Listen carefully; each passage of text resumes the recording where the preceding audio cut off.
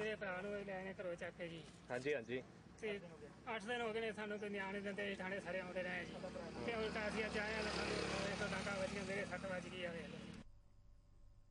खबर दिल्ली की, जिथे लोक सभा अज न्यूक्लीयर डील के मुद्दे पर बहस हुई है, जिस च हिस्सा लैंदियां लोक सभा MP हरसिमरत कौर बादल ने साफ किया है कि वह इस डील दीयां सारियां मदां दे नाल इतफाक नहीं रखते ते डील च काफी सारे बदलाव होने जरूरी है। जिस तरह कि इस मुद्दे पर NDA वालों डील की मौजूदा सूरत मंजूर न करने का ऐलान किया गया है। हरसिमरत कौर बादल ने साफ किया है कि खराब या घटिया किस्म का न्यूक्लीयर बालन सप्लाई की जाने की सूरत में सप्लायर उत्ते किसी किस्म की जिम्मेवारी नहीं पाई गई है, जिस चलदे किसी भी हादसे के लिए भोपाल गैस कांड वांग असल जिम्मेवारां नूं कदे भी दोषी नहीं ठहराया जा सकेगा। Shrimati Harsimrat Kaur Badal. Thank you, sir. Sir, at the time of signing the 123 agreement, it was made clear that India would have to follow the terms of the nuclear suppliers group, which entailed a new act to be enacted where nuclear vendors selling reactors to India would be immune from any kind of liability. And it seems that in its present form, the bill that we are trying to pass today gives the impression of doing exactly this. It totally indemnifies the supplier of the nuclear plant and channelizes the entire responsibility onto the operator and ensures that the supplier has no responsibility in the share of the safety concerns of the operator, especially if these concerns come to light after the plants have been supplied or the equipment has been supplied. Insulating the supplier from the responsibility means that once they have persuaded the operator of the quality of the equipment, they are not liable for any problems that may occur after that. And I feel that by doing this, it will lead to greater risks where suppliers may try to, in the order to keep their costs down, their profits high, they may compromise on safety. And compromising on this safety may lead to a nuclear accident, but the supplier will be absolved of any kind of liability according to this bill in case a mishap occurs. In clause 17 of the recourse against suppliers seems to be designed with entirely the supplier's priorities in mind. By saying that the recovery of damage from the supplier will only be after the proof of the intent to cause damage, I think sounds absurd, because first of all, anyone intending to cause damage ensures that his tracks are covered and no fingers point towards him. Yes. And secondly, if the damage is already done, the purpose is achieved, what is the use of then finding fault with him? He's already achieved his purpose. So I feel that this too needs to be changed. Thirdly, I would say that clause 2 of the bill says that the nuclear damage has to be notified by the government. Clause 6 says that the government is the one that can increase the overall cap after notification. The extent of the damages will also be decided by the government. The government will have to pay the further amount if it exceeds 1,500 crores. And at present, all nuclear liabilities, nuclear plants are also owned by the government. So I think there is a total conflict of interest where the government decides everything, decides to notify, decides to increase the cap, and then the government itself has to pay. So I think this clause also needs to be changed, where an independent body should be given the responsibility of deciding all these points. The main point that I would like to come to, sir, that in case of a nuclear disaster, where the lives of people and property of this nation are concerned, there is no monetary liability that can match it, leave alone 1,500 crores. Where if you look at countries like Japan, where for the same liability it's 1.2 billion US dollars that they take, this 1,500 crores seems like a joke, because today 1,500 crores may be a lot of money. But 20 years down the line, when 1,500 crores does not have that value and the population is much more than today, will there be a body that will decide how this amount keeps increasing everywhere and ensure this? So I would like to point out to you that a study was conducted by Sandia National Laboratory, which is a US-based laboratory, in 1982 on a nuclear plant called the Indian Point Nuclear Plant near New York. And they did a study that in the worst case scenario, what could the worst damage be?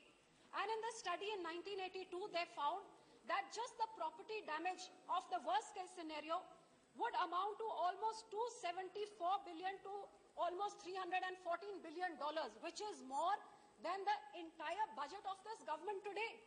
What I'm trying to say is that in case of an accident, it can be of any amount. It can be a big accident, it can be a small accident. But is our government today equipped to even pay this compensation that we are talking about in case the damages are so great? So, sir, I would like to say that if we talk about preparedness of the one is whether the government has the means to give this compensation, but I would before that like to come to the preparedness of this country for disasters. Sir, there are floods, there are cyclones, there are typhoons, there are tsunamis. And I would say that if we look at the preparedness of our country, not even the basic warning equipment is in place. Nuclear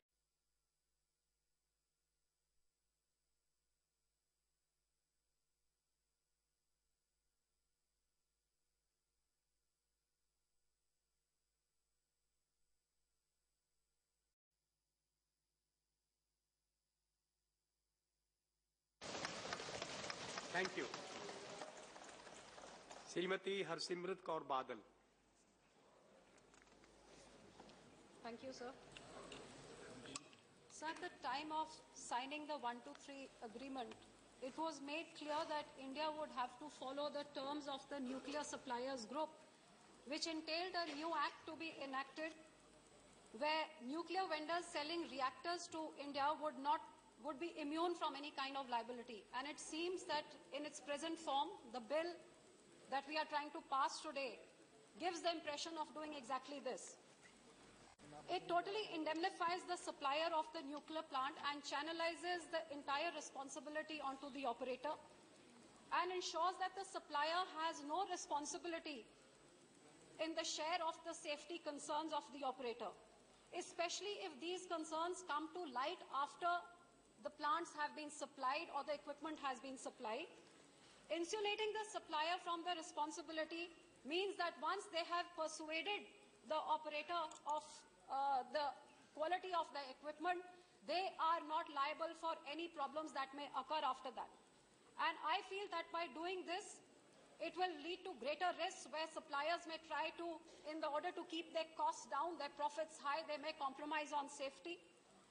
And compromising on this safety may lead to a nuclear accident, but the supplier will be absolved of any kind of liability according to this bill in case a mishap occurs. In clause 17 of the recourse against suppliers seems to be designed with entirely the supplier's priorities in mind. By saying that the recovery of damage from the supplier will only be after the proof of the intent to cause damage, I think sounds absurd because first of all, anyone intending to cause damage ensures that his tracks are covered and no fingers point towards him. Yes. And secondly, if the damage is already done, the purpose is achieved, what is the use of then finding fault with him? He's already achieved his purpose. So I feel that this too needs to be changed. Thirdly, I would say that clause 2 of the bill says that the nuclear damage has to be notified by the government. Clause 6 says that the government is the one that can increase the overall cap after notification. The extent of the damages will also be decided by the government. The government will have to pay the further amount if it exceeds 1,500 crores. And at present, all nuclear liabilities, nuclear plants are also owned by the government.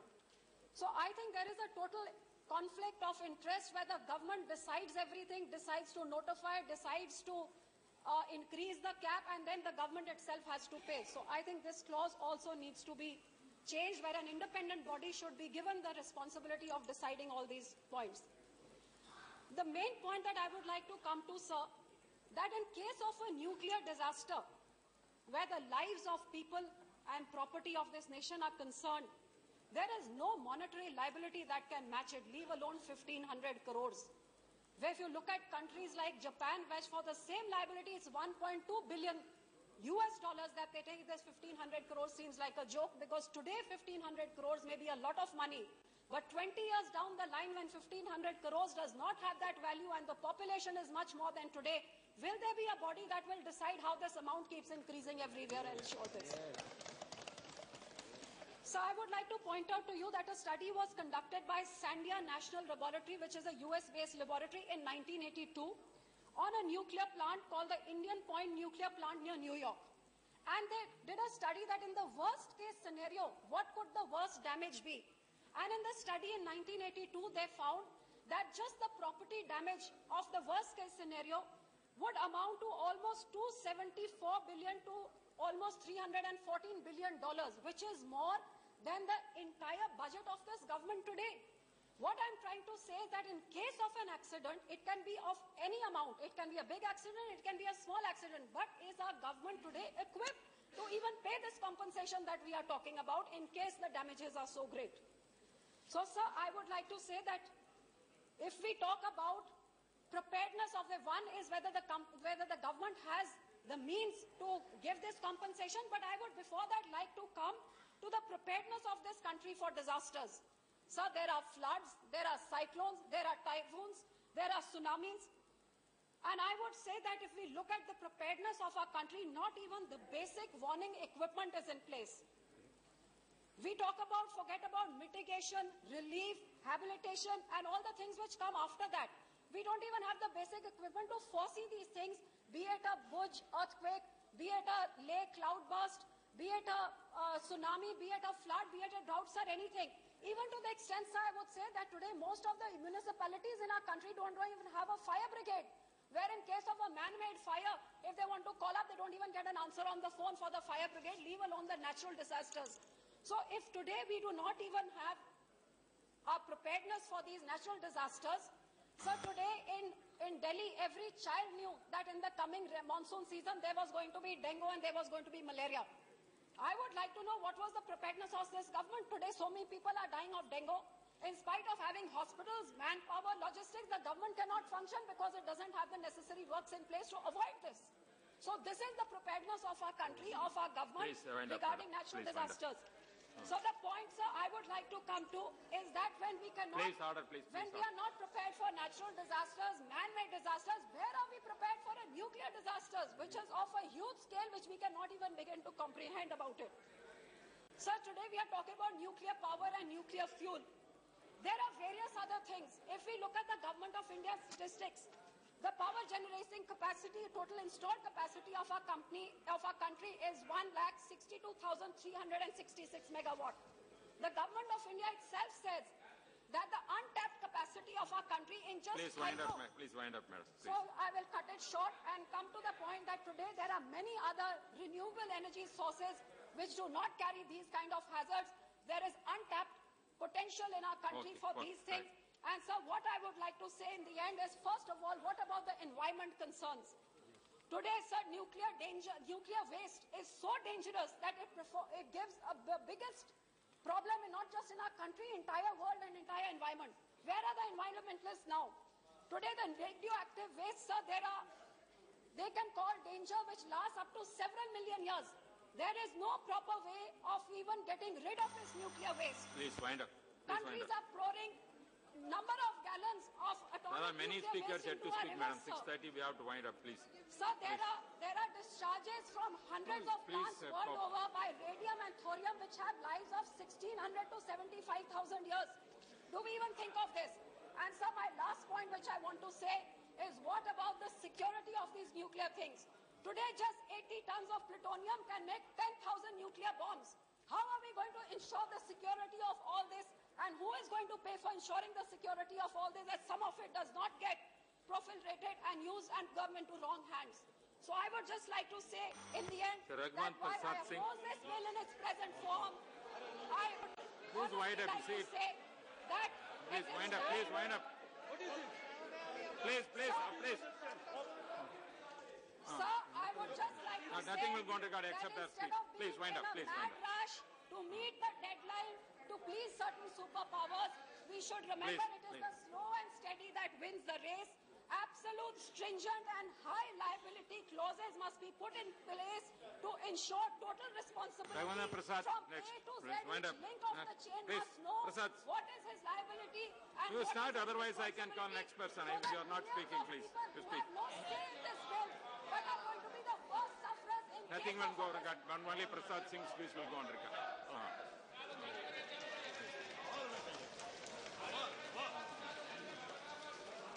सभापति महोदय, I request the honourable members, when you speak, take 3 minutes. Try to be very brief and conclude.